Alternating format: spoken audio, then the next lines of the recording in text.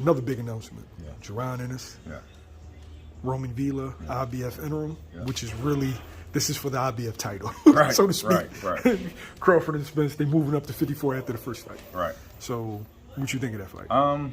Good fight. I kind of think we knew this, you know what I mean, would be the fight for Boots because the other guys like Thurman, like Ugas weren't available. You know, Thurman was lined up for the Spence fight at 54.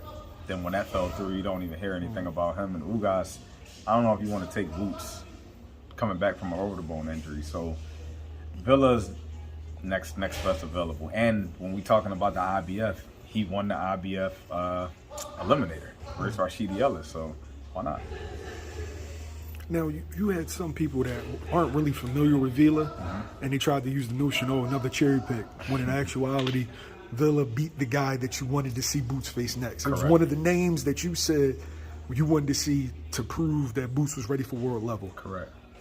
What do you make of that? Is it just not promotion, or is just, you know, fans just not really being versed in the sport? I think it's just like a little bit of lack of knowledge of how the boxing business works. Like it's not a pick'em sport to where you just, okay, I want him, and that it just happens. It don't work like that. You know what I mean? It's still rankings for a reason. There's still sanctions for a reason. You have to go through the ranks the same way Boots did. He didn't just, you know, pick A, B, and C. He fought Lipinets. He fought Clayton. He fought Delorme. Like, you got to go up the Van ranks. Heerden, but they went around, yeah. You got to go up the ranks. You know what I mean? So Villa, I think he earned it. He beat an undefeated guy on Showbox, then beat another undefeated guy in Rashidi Ellis. So it's like, okay, they might have something in this guy. You know what I mean? This is a test for both of them, honestly. But it's just, if you got in your head what happened in the fight with Karen and think that it's going to be something similar that night, it's two totally different fighters. And I think it's going to be two totally different outcomes. Well, let's talk about the Karen fight for a second, right?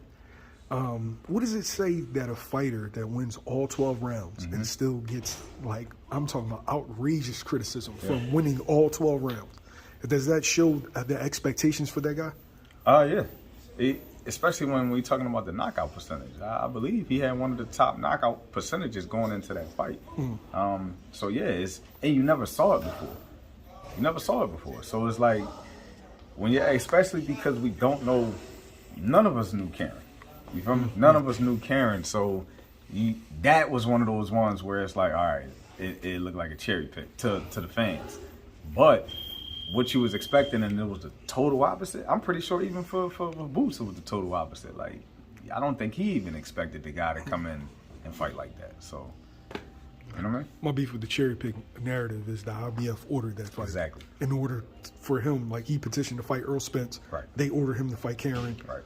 To become Earl Spence's mandatory. Right. You got to take that fight. Karen was number 4 at that time. Yeah. There was no 2 and 3. No. Boots was number 1. So number 1 fought number 4 for the interim IBF. Again, rankings and sanctions for a reason. Yeah. It's the business. What's your prediction for the fight? I think Boots actually breaks him down and stops him. I can't say what round because it depends on, again, how Villa starts. Villa's a little bit slower than most. I can't say he's a big puncher, but based off his knockout percentage, it's possible. You know what I mean? He did hurt Rashidi a couple times. He did hurt the guy he fought.